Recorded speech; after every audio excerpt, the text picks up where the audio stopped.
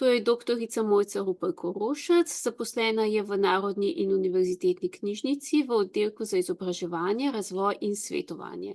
Je tudi članica Europe Regional Division Committee pri IFLA.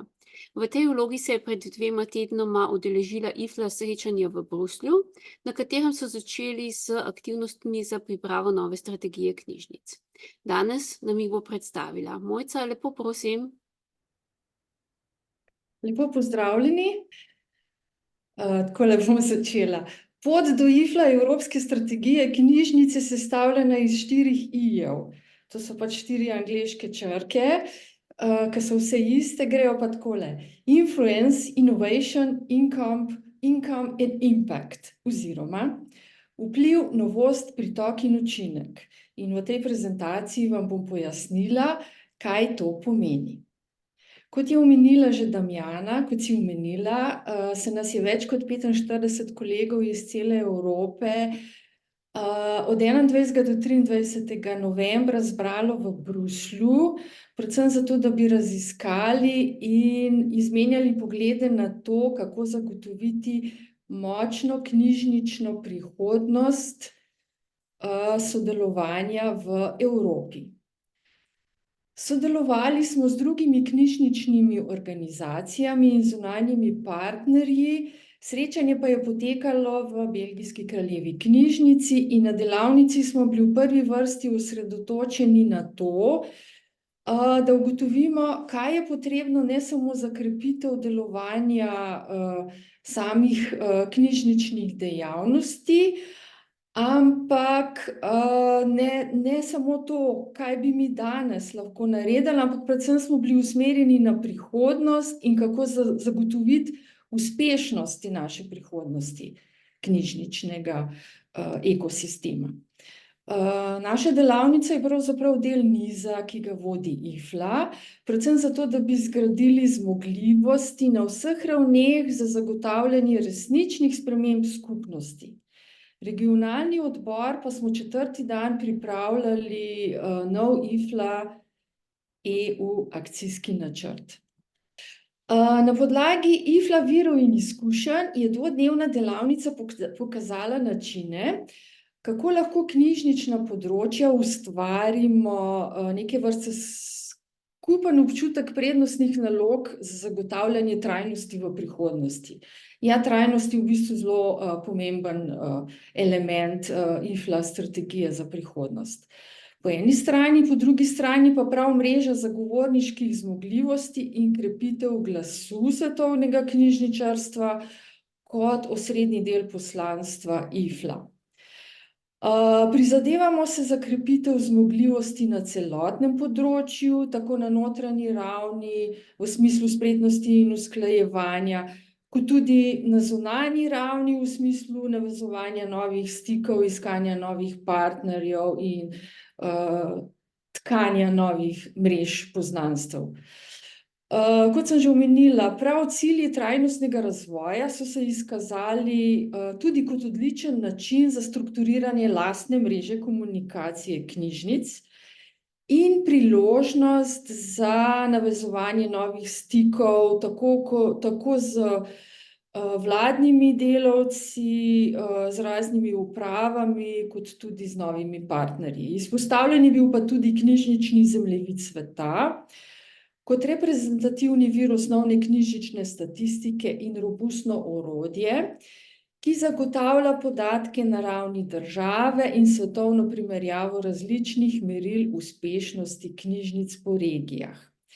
Vse te izbrane metrike uspešnosti knjižnice zagotavljajo knjižnične podatke na nacionalni ravni za vse vrste knjižnic v vseh regijah sveta in Slovenija je na zemljevidu. 3. dan, 23. novembra, smo na poldnevni konferenci sodelovali z uradniki iz Evropske komisije, Unesca in Eurocities. To je bila v bistvu izjemna priložnost za pregled nad možnostmi ter vključitev pobud in projektov Evropske unije v lastno delo nas udeležencev, pa tudi priložnost da so nam kolegi prikazali potencial evropskih knjižnic za doseganje neke vrste, lahko rečemo temu, širših ciljev politike.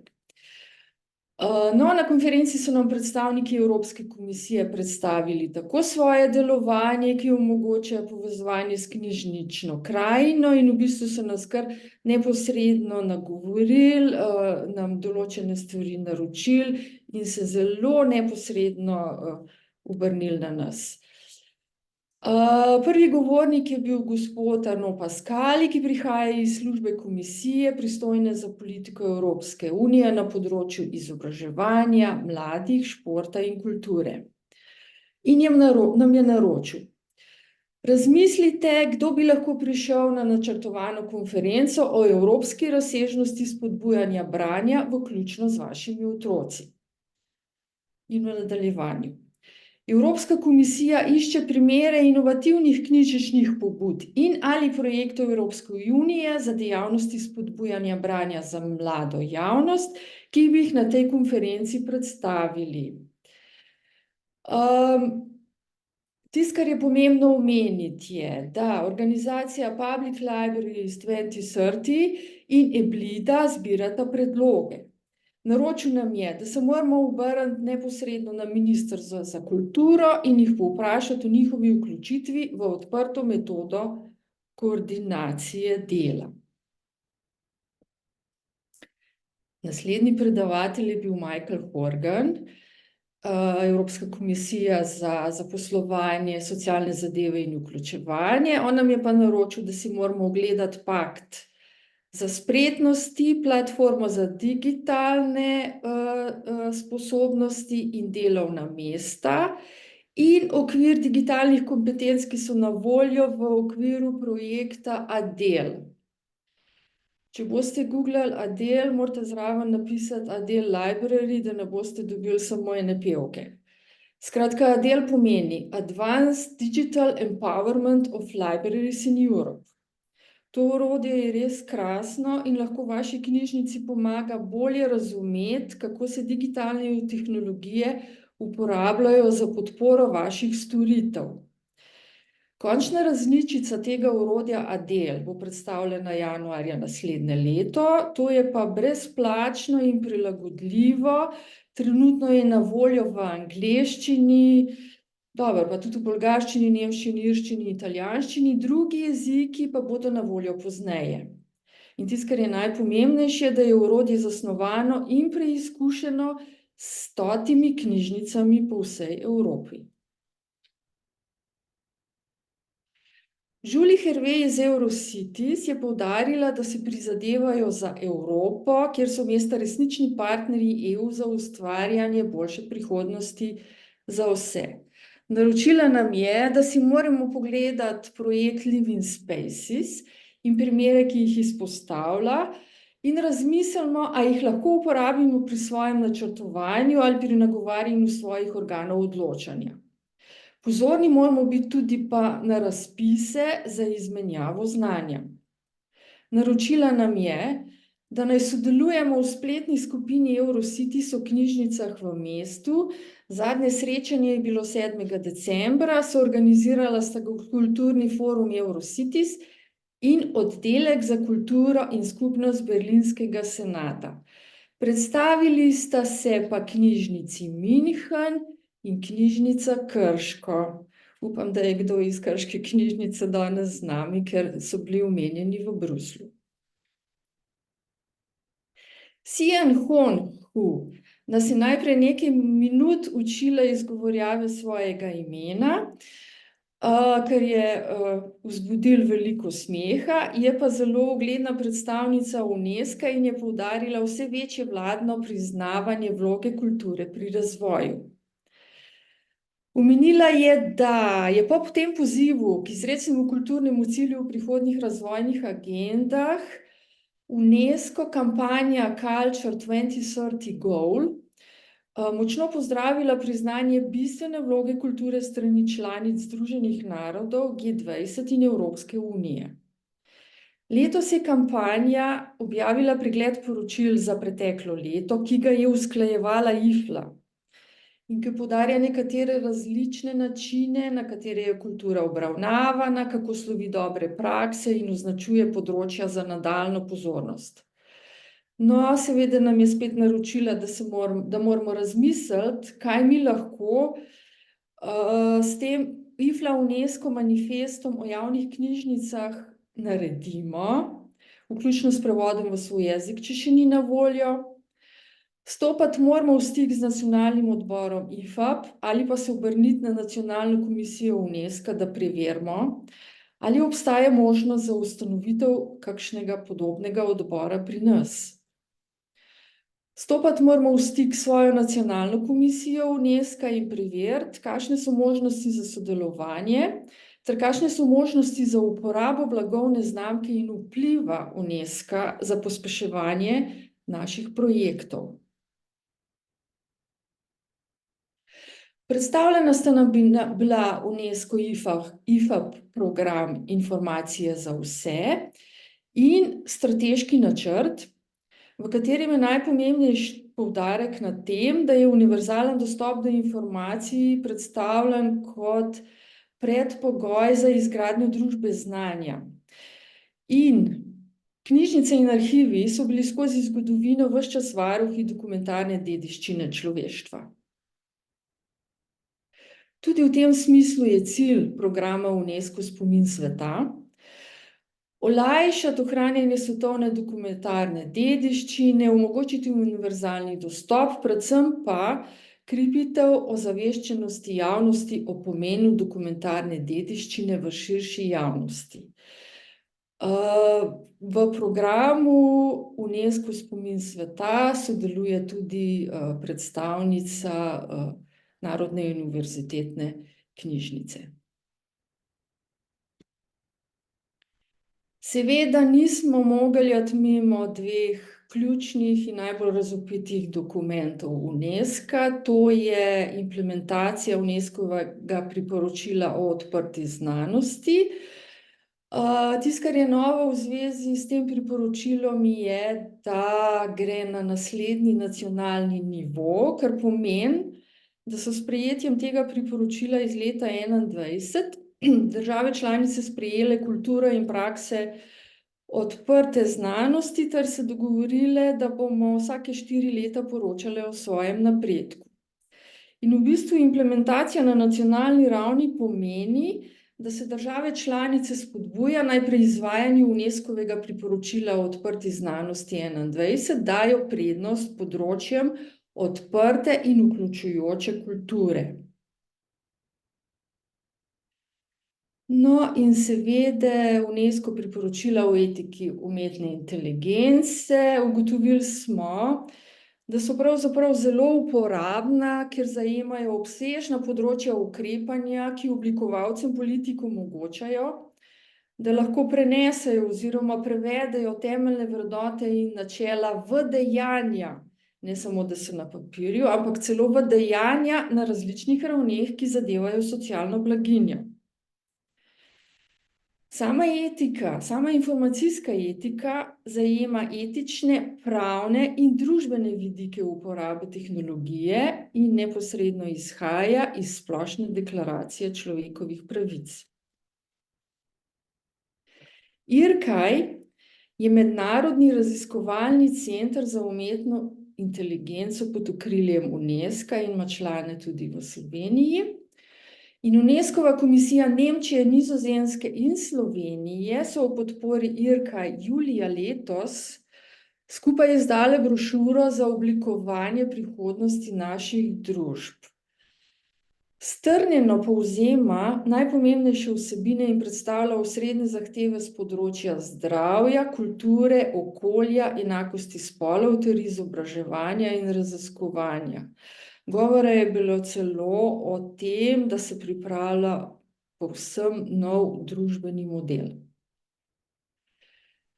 Ob tem seveda moramo omeniti, da so v soboto 9.12. sta Svet Evropske unije in Evropski parlament končno dosegla okvirni dogovor o aktu o umetni inteligenci, o katerem smo se tudi v Bruslju pogovarjali, ki vsebuje pravila za njeno uporabo v Evropski uniji. Gre za prvo tovrstno zakonodajo v svetu in to je zelo pomemben, zato ker je evropska zakonodaja. Njen namen pa je zagotoviti varnost sistemov umetne inteligence, obenem pa spodbujati vlaganje in inovacije na tem področju. In predsednica Evropske komisije Ursula von der Leyen je menila, da gre za edinstveni pravni okvir za razvoj umetne inteligence, ki ji gre zaupati. Bomo videli, ampak Evropski parlament bo o predlogih tega akta glasoval v začetku prihodnjega leta, morebitna zakonodaja pa najverjetneje ne bo začela veljati vsaj do leta 2025. Tako da do takrat se še marsikaj lahko spremeni. No, 23. in 24. novembra pa je potekalo naše srečanje Evropskega regionalnega odbora EURDC. To je bila prva osebna seja odbora, potem ko je bil ustanovljen v začetku tega leta za svoj drugi mandat. Damjana je že omenila, da sem jaz kooptiran član od avgusta letos, skratka par mesecev. Smo se pa odločili, da se osredotočimo predvsem na pripravo akcijskega načrta za prihodnji 2 leti.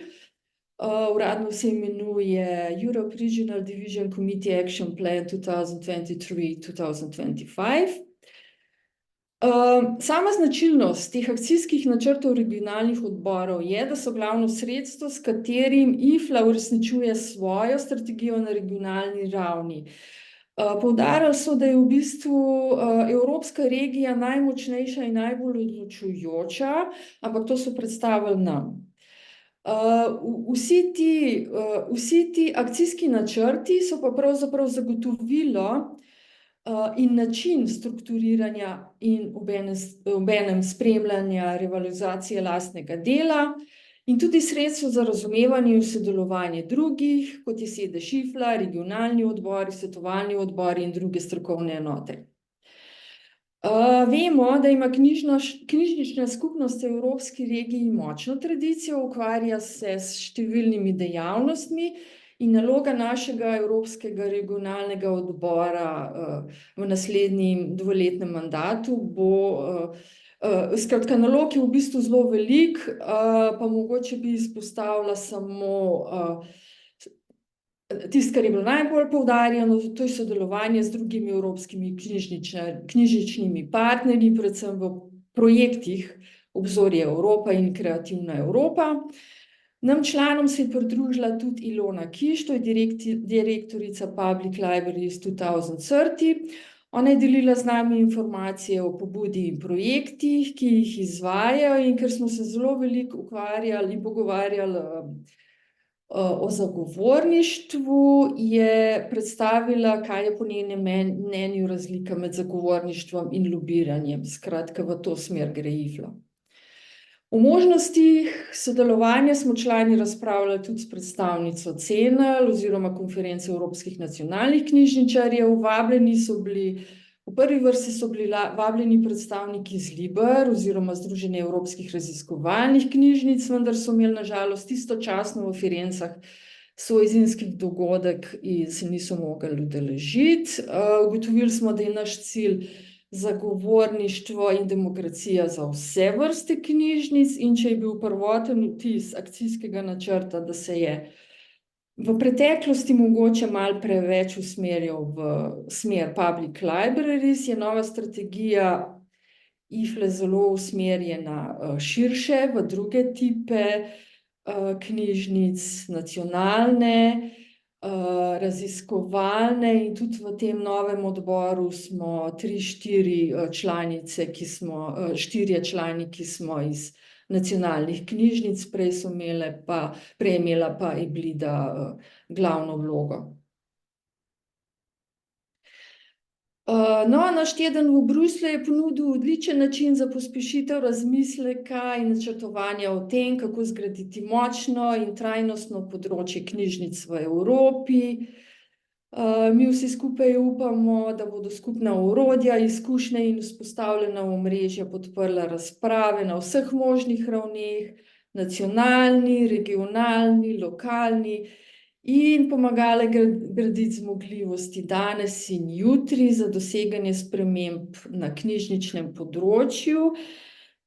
Moram tudi omeniti, da je delavnico in srečanje EURDC omogočila donacija Stichting IFLA Global Libraries. To so spletni viri, zahvaljujem se vam za pozornost. Zavrtela vam bom dvominutni, jaz se vam zahvaljujem in končujem, to je dvominutni posnetek, da boste videli, kako smo se zabavali.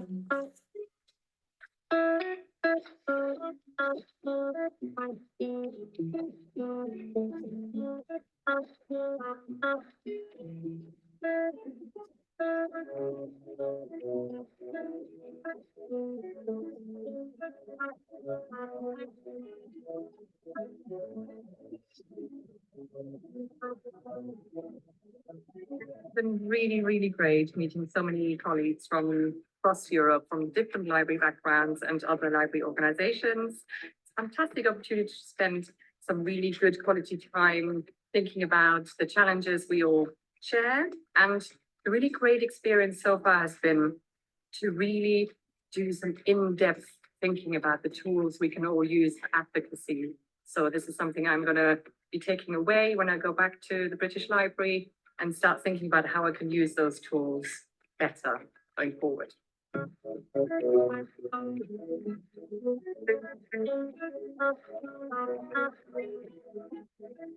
It's always important to network with colleagues from everywhere in the world, and so it was an opportunity to meet. And since it was a smaller group than the General Congress, it was easier to make contacts and to have a discussion with a colleague that I didn't know at the moment.